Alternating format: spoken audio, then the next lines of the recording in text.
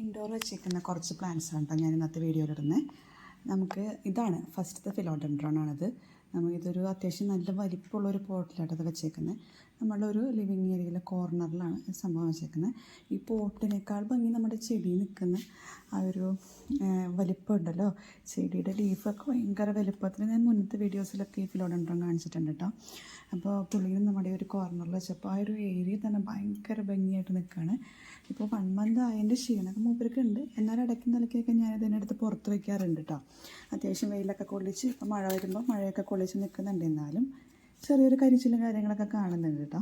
പക്ഷെ എന്നാലും അത്യാവശ്യം ഉഷാറാണ്. അതുകൊണ്ടാണ് നമ്മൾ അങ്ങനെ നിർത്തിയേക്കുന്നത് കേട്ടോ. പിന്നെ ഇത് വെച്ചേക്കുന്ന ഒരു സ്റ്റാൻഡ് ഉണ്ടല്ലോ, അത് ആമസോണിൽ നിന്ന് മേടിച്ച സ്റ്റാൻഡാണ്. ഒരു 389 രൂപ 99 രൂപ എങ്ങാണ്ടാണ് ഈ സ്റ്റാൻഡിൻ്റെ വില. ഈ പോട്ട് നമ്മൾ ഒരു ഷോപ്പിൽ നിന്ന് മേടിച്ചാണ് കേട്ടോ.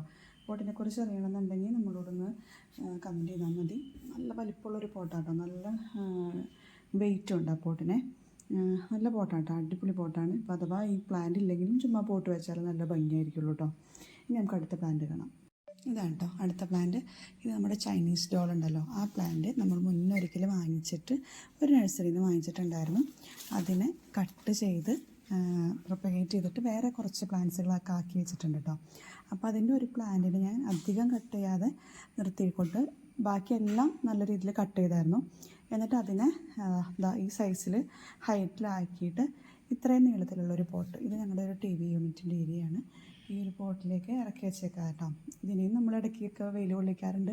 പക്ഷേ ഇത് എന്താണെന്നറിയില്ല, പുള്ളിക്ക് നല്ല ക്ഷീണമുണ്ട് കേട്ടോ. ഞാൻ ഇടയ്ക്കൊക്കെ വെയിൽ കൊള്ളിക്കും, മഴ കൊള്ളിക്കും, വെള്ളം കൊടുക്കും ഒക്കെ ചെയ്യുന്നുണ്ടെങ്കിലും ഇത്രയും നാളുകൾ ഈ പറഞ്ഞ പോലെ മഴയത്തും വെയിലത്തൊക്കെ നിന്നതുകൊണ്ട് ആണോയെന്നറിയില്ല, ഇപ്പോൾ 1 മന്തായിട്ട് ഇതിനകത്തിരിക്കണതിൻ്റെ ഒരു ക്ഷീണം നല്ല പോലെ പുള്ളിയുടെ ഇലകളിൽ കാണാനുണ്ട് കേട്ടോ. ആളൊരു ഉഷാറില്ലാത്ത പോലെയാണ് നിൽക്കുന്നത്. എന്നാലും നമുക്ക് ശരിയാക്കി എടുക്കാം. അപ്പോൾ ഇതാണ് അടുത്ത പ്ലാന്റ് കേട്ടോ. ഇതാണ് അടുത്ത പ്ലാന്റ്. ഇത് നമ്മുടെ വാഷിംഗ് ഏരിയയാണ്.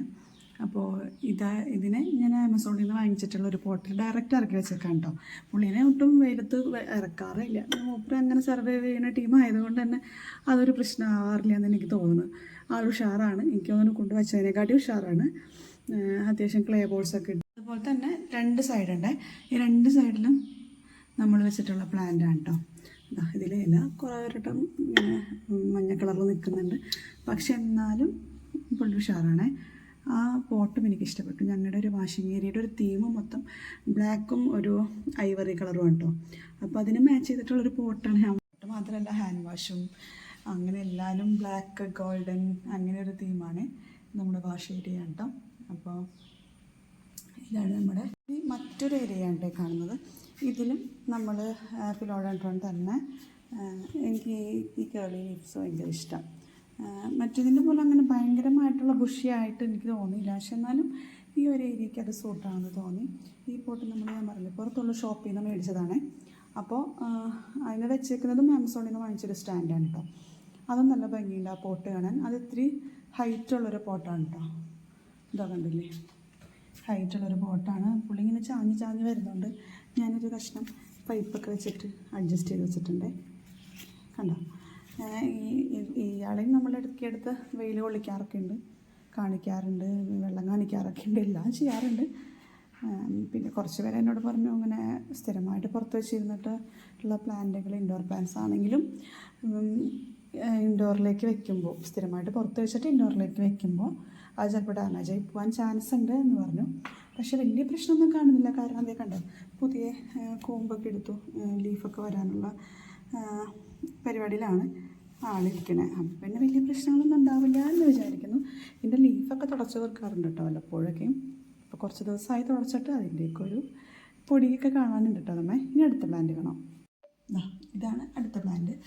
ഇത് നമ്മൾ ഒരു പുറത്തുനിന്ന് മേടിച്ചൊരു പോട്ടാണ് കേട്ടോ. ഒരു ഷോപ്പിൽ നിന്ന് കുറച്ചധികം പോട്ടുകൾ വാങ്ങിച്ചിരുന്നു. അപ്പോൾ വാങ്ങിച്ചൊരു പോട്ടാണ് നമ്മുടെ അഗ്ലോണിമ കേട്ടോ. എനിക്ക് ഇതിനെ ഭയങ്കര ഇഷ്ടമാണ്. അതിൻ്റെ ഇലയൊക്കെ മഞ്ഞച്ച് നിൽക്കുന്നുണ്ട്. കട്ട് ചെയ്ത് കളറായിട്ടുണ്ട് കേട്ടോ.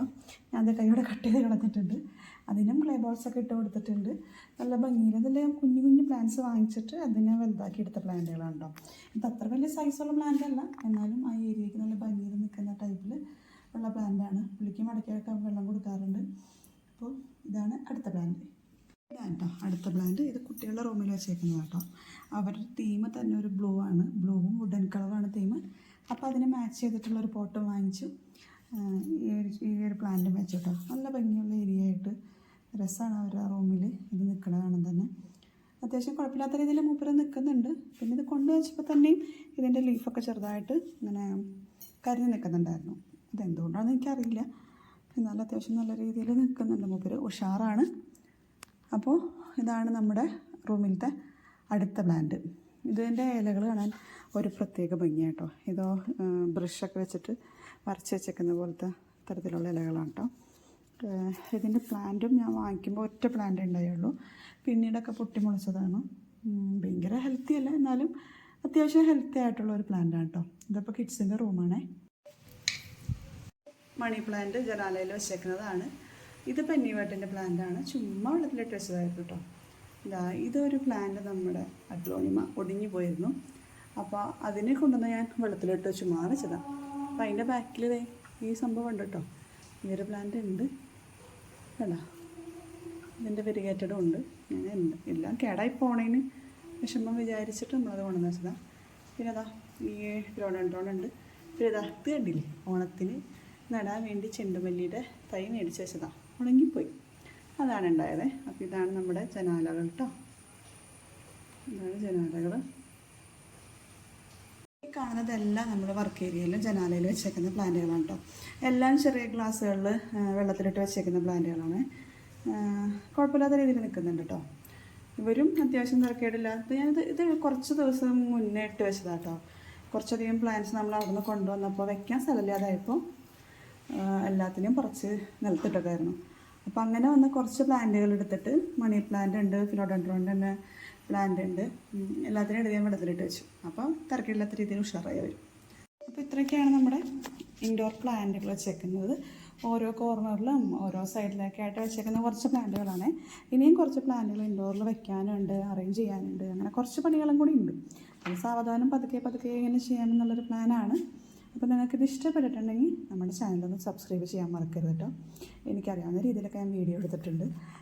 ഷേക്കൊക്കെ ഉണ്ടായിട്ടുണ്ട് നല്ല രീതിയിൽ. നല്ല ക്ഷമിക്കണേ, ആദ്യമായിട്ടാണ് ഇങ്ങനത്തെ ഒരു വീഡിയോ ഇൻഡോർ പ്ലാന്റൊക്കെ ചെയ്തൊരു വീഡിയോ ചെയ്യുന്നത്. അപ്പോൾ ഇഷ്ടപ്പെട്ടവരൊന്ന് ഷെയർ ചെയ്യണം, സബ്സ്ക്രൈബ് ചെയ്യണം, ലൈക്കും ചെയ്യണം കേട്ടോ.